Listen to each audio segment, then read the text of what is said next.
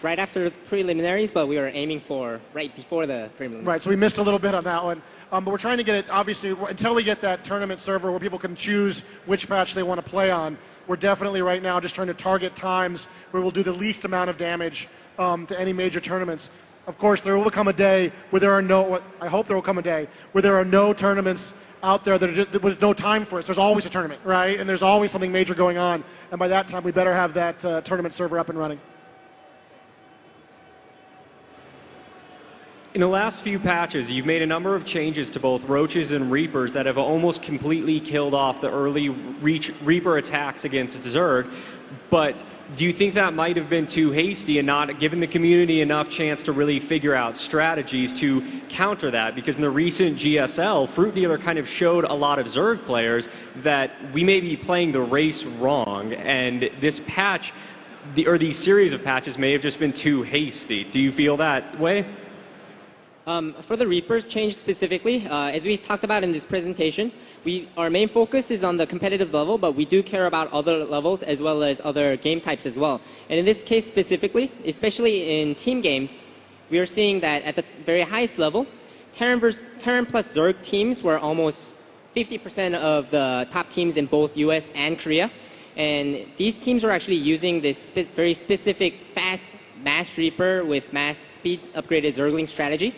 And if the number gets that high, if the number becomes, 50% of the teams are out there are just... And their win ratios were insane, right? Like, these guys could not be stopped. And actually, it wasn't even just at the highest levels of play. It was a lot of levels of play. 2v2 was just being trashed, specifically by the Reaper. And it's almost to the point where you can't play 2v2s at a high level unless you pick this combination, right? So that's why we decided to nerf the Reaper. And on the flip side, for one-on-one, we felt that there's too many opening options for the Terran before the opponents can actually scout them. For example, all these different proxies, such as Reaper proxy, double gate, double barracks, Marine, bunker rush, as well as like a fast Hellion push or even a drop, Banshees, Thor repair rush, all these options. So we actually wanted to limit these options. And because Reapers were a problem in 2s, we were actually able to hit that in 1v1 as well. I'll also say as well, if you've watched any of the matches that have been going on the stage over there, I've seen a shocking number of Reapers today against Zerg players. So, I don't know. We'll wait and see. I agree the damage was high. And we did it a little bit on purpose, knowing that we were hurting the Reaper maybe more than some of our Terran brothers and sisters would have liked. But I'm not sure the Reaper's just out yet. We're going to have to wait and see what happens. First of all, big fan. Dustin, I love it when you cast games. Oh, thank you, sir. I think if the Blizzard thing doesn't work out for you, you have a career in casting. Thank you, sir. My question is regarding the what I perceive to be an imbalance between the Thor and Ultralisk. Both these units cost the same. Both are kind of like the end weapon for these races. But the Thor can be repaired. It can shoot air. And as far as I know, it can beat the Ultralisk one-on-one. Is this correct? I saw this on a YouTube video. And it was like three Ultralisks on 3 Thors, and the Thors won. Do you feel like there's any kind of imbalance there? The Thors are actually supposed to win because Ultralisks are a splash unit, and we don't try to make those 2 units identical. Thors are actually are the best against heavy groups of clumped up air units, light air units such as Phoenix or Mutalisk, whereas the main role for the Ultralisk is to kill large groups of small ground units. So that's why you're seeing the difference there. And for every single unit in the game, our main focus is to try to give it a unique and specific role, and we don't try to make 2 units in different races roughly equal. Yeah, and the other thing, too, is a lot of Zerg units are a little weaker, ultimately, than their counterparts, and that's largely because of Zerg's ability to build such a powerful economy. Zerg, in many cases, do need to engage with a larger force, maybe even a significantly larger force, to be successful. And since the Zerg can also save up a huge amount of larvae, which was not the case in Brood War, you can often hit the opponent with a 200-pop army and follow it immediately with a 120 to 150-pop army, right, before he can even think about replacing his losses. And so that's sort of the strength of the Zerg. The Ultralisk doesn't need to win head-to-head against anyone. He's got 7 buddies with him. And that's what he wants to do, to sort of run over the opposition.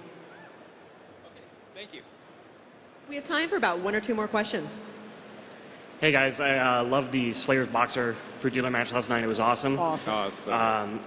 when I was going home, I kind of thought to myself, hey, if Boxer was maybe spawned in cross-map locations, he might have done a little bit better.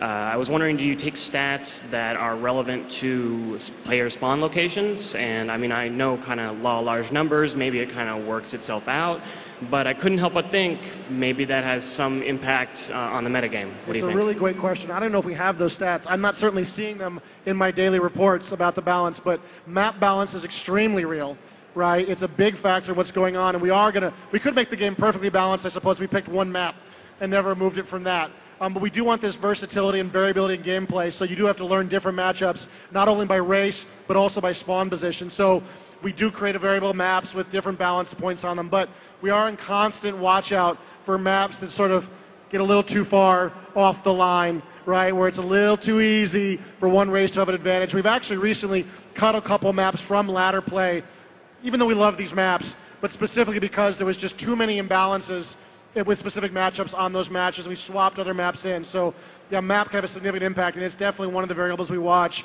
when doing a lot of balance. Yeah, we do track, in those adjusted win percentages, we track an adjusted win percentage per matchup per map. And if that goes crazy, we could take a much closer look.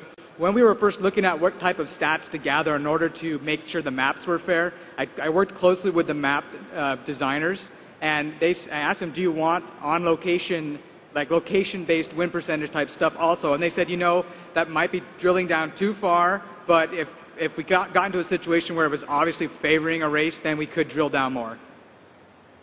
Thanks, Chris. Thank you. That's all the time we have today. Thank you for attending this StarCraft 2 multiplayer panel.